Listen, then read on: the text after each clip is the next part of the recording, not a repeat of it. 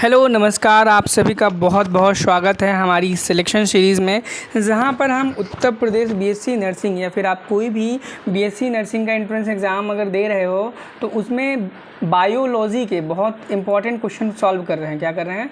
Biology के बहुत ही ज़्यादा इंपॉर्टेंट प्रीवियस ईयर क्वेश्चंस को सॉल्व कर रहे हैं, जो कि आपके एंट्रेंस एग्ज़ाम में आने के बहुत ही ज़्यादा चांसेस रखते हैं।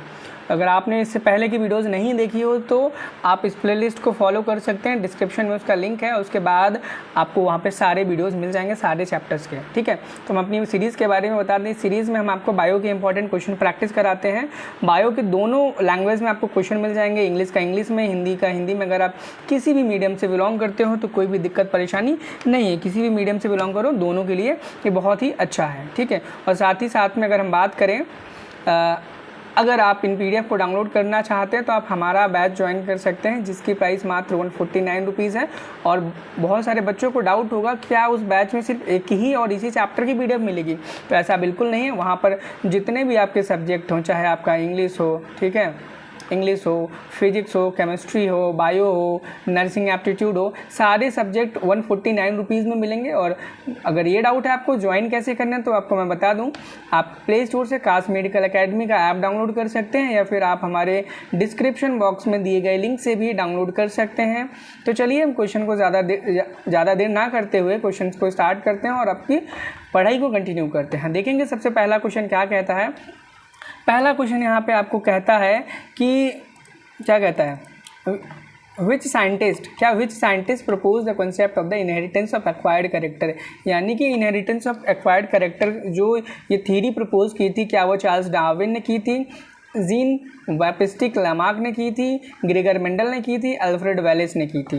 तो आप सबको पता होगा ये जो थ्योरी थी इनहेरिटेंस ऑफ एक्वायर्ड करेक्टर, वो लामार्क, इस थ्योरी को लामार्किज्म बोलते हैं, लामार्किज्म बोलते हैं। तो यानी कि ये थ्योरी जो थी लामार्क साहब ने दी थी। किसने दी थी? लामार्क ने दी थी। ये बहुत इंपॉर्टेंट क्वेश्चन है, आप इसे याद कर लो, अपनी डायरी कॉपी पेन में लिख के रख लो, आपके एग्जाम में आने के चांसेस बहुत ज़्यादा हाई हैं इस क्वेश्चन के, ठीक है। नेक्स्ट क्वेश्चन पे मूव करेंगे। नेक्स्ट क्वेश्चन कहता है कि द टर्म होमोलॉगस स्ट्रक्चर, क्या the term homologous structure refers to the structure that, यानी कि जो टर्म है होमोलॉगस स्ट्रक्चर, वो किस प्रकार के स्ट्रक्चर की बात कर रहा है, किस तरीके। देखो, शब्द समजात संरचनाएं उन संरचनाओं को संदर्भित करता है जो कैसी होती हैं, क्या होती हैं। क्या होमोलॉग, देखो इस क्वेश्चन से दो क्वेश्चन बन सकते हैं आपके, या तो आपसे होमोलॉगस क्या होता है ये पूछ लेगा आपसे, ठीक है, और दूसरा इसके एग्जाम्पल्स याद कर लेना है। इसके एग्जाम्पल्स आपको कहाँ मिलेंगे? एनसीईआरटी में इवोल्यूशन वाले चैप्टर में मिल जाएंगे। और साथ ही में आप होमोलॉगस के साथ एनालॉगस ऑर्गन भी याद कर लेना। क्या कर लेना? एनालॉगस ऑर्गन्स को भी याद कर लेना, क्योंकि एनालॉगस ऑर्गन भी पूछे जाते हैं आपसे, ठीक है। जैसे यहाँ पूछा गया था होमोलॉगस के बारे में, तो याद रखो होमोलॉगस क्या होता है? Same structure but different function. हम देखेंगे similar structure but different function, यानी कि समान संरचनाएं लेकिन अलग अलग कार्य। वो संरचनाएं, वो स्ट्रक्चर जिनका स्ट्रक्चर तो सिमिलर होता है लेकिन उनके फंक्शन अलग अलग होते हैं। जैसे कि आप अपने हाथ को देख सकते हैं, आपका हाथ आपके खाने में काम आता है, किसी चीज़ को पकड़ने में काम आता है, लेकिन वहीं पर अगर हम बात करें तेंदुए के 4 लिम्स को, तो उसके जो 4 लिम्ब होते हैं यानी कि हाथ होते हैं, वो दौड़ने के काम आते हैं। किसके काम आते हैं? दौड़ने के काम आते हैं, ठीक है। नेक्स्ट क्वेश्चन पे चलेंगे। क्वेश्चन नंबर 3 पे देखते हैं क्या कहता है। और क्वेश्चन नंबर 3 कहता है कि according to Hardy Weinberg principle the frequency of allele in a population will remain constant.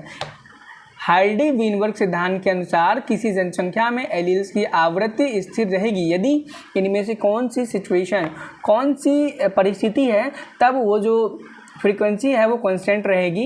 क्या वो mutation occur at high rate पर जब हो रहा होगा तब, या फिर जेनेटिक ड्रिफ्ट जो है वो एब्सेंट हो जाएगा तब, या फिर नेचुरल सिलेक्शन बहुत ही ज़्यादा इंटेंस हो जाएगा, या फिर जीन फ्लो जब रुक जाएगा।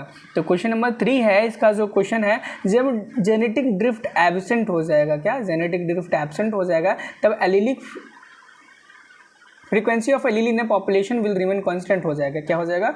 रिमेन कांस्टेंट हो जाएगा। हम नेक्स्ट क्वेश्चन पे चलेंगे, क्वेश्चन नंबर 4 पे। क्वेश्चन नंबर 4 क्या कहता है?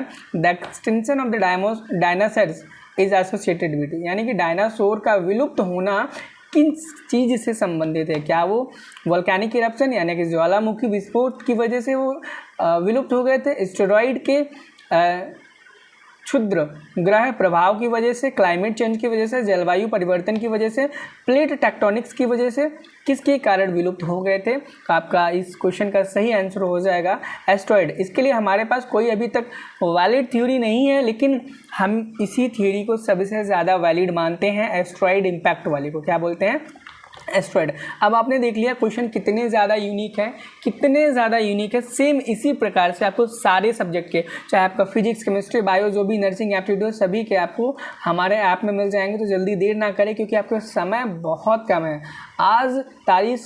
आज से आपके पास लगभग 13 से 14 दिन बचे हैं। आपका जो एग्ज़ाम है वो 14 जून को होने वाला है, आपको पता होगा।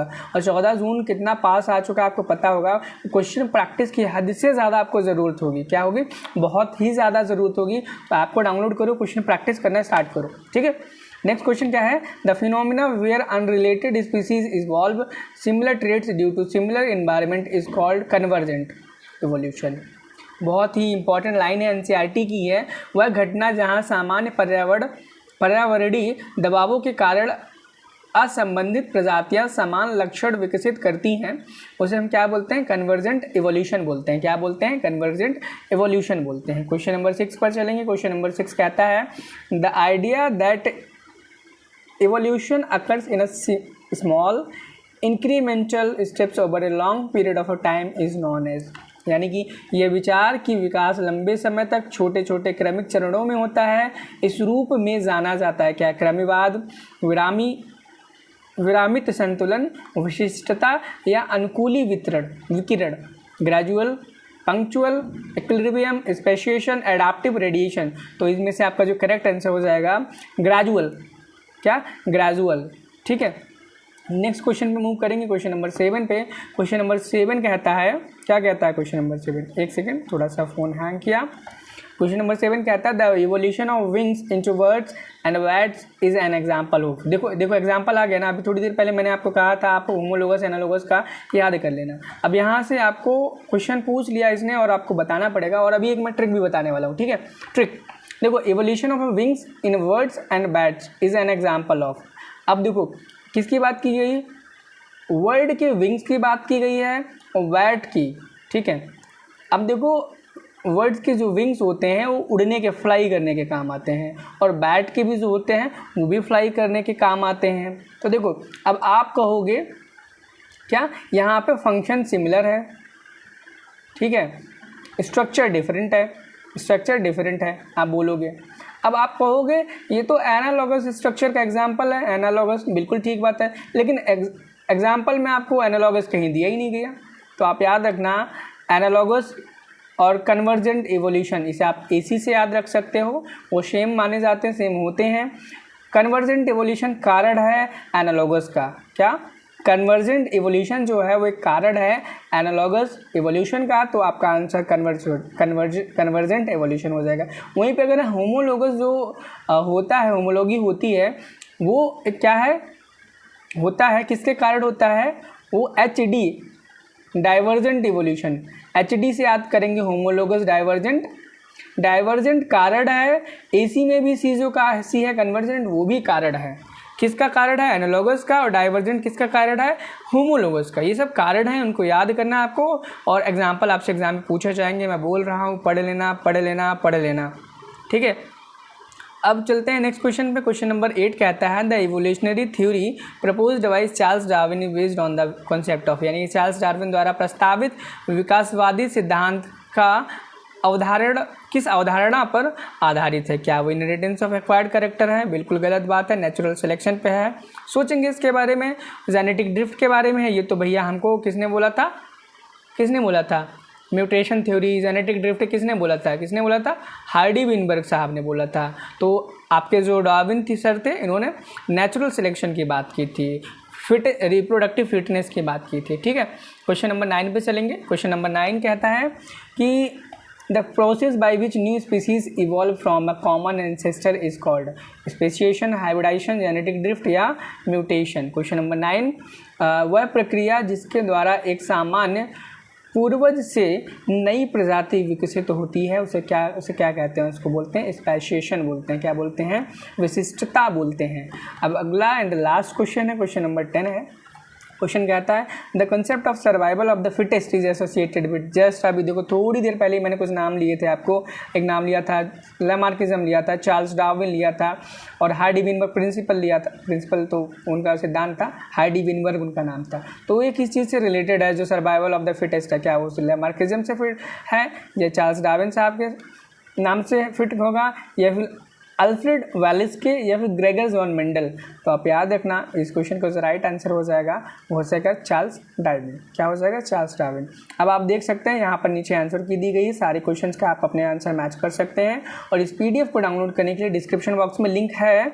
लेकिन अगर आप कोर्स ज्वाइन कर लेते हो तो आपके लिए प्रॉफिट ये रहेगा, आपको सारे सब्जेक्ट की सारे सब्जेक्ट की मिल जाएगी, सारे चैप्टर की मिल जाएगी, सारे चैप्टर की मिल जाएगी एक ही बार में। और ऐसे एक दिन में एक वीडियो आता है तो आप अपना कोर्स कंप्लीट जल्दी नहीं कर पाओगे। कोर्स कंप्लीट मतलब अपनी क्वेश्चन प्रैक्टिस जारी नहीं रख पाओगे। सिर्फ वहाँ पर इतने ही क्वेश्चन नहीं है, वहाँ पे और भी बहुत क्वेश्चन हैं। अगर आपको किसी भी प्रकार की दिक्कत होती है तो आप हमारे इस कॉन्टैक्ट पे कॉन्टैक्ट कर सकते हैं। जैसे कि आपको फ़ोन नंबर दिया गया है, इस फ़ोन नंबर पे आप कॉन्टैक्ट कर सकते हो, इस मेल आईडी पे कॉन्टैक्ट कर सकते हो या फिर हमारे व्हाट्सएप के थ्रू भी हमसे कॉन्टैक्ट कर सकते हो। तो मिलते हैं नेक्स्ट वीडियो में, तब तक के लिए पढ़ाई करते रहें और कोर्स ज्वाइन नहीं किया तो कर लो, आपके लिए बहुत ही ज़्यादा बेनिफिशियल होने वाला है। तो मिलते हैं नेक्स्ट वीडियो में। Thank you, have a nice day, bye bye.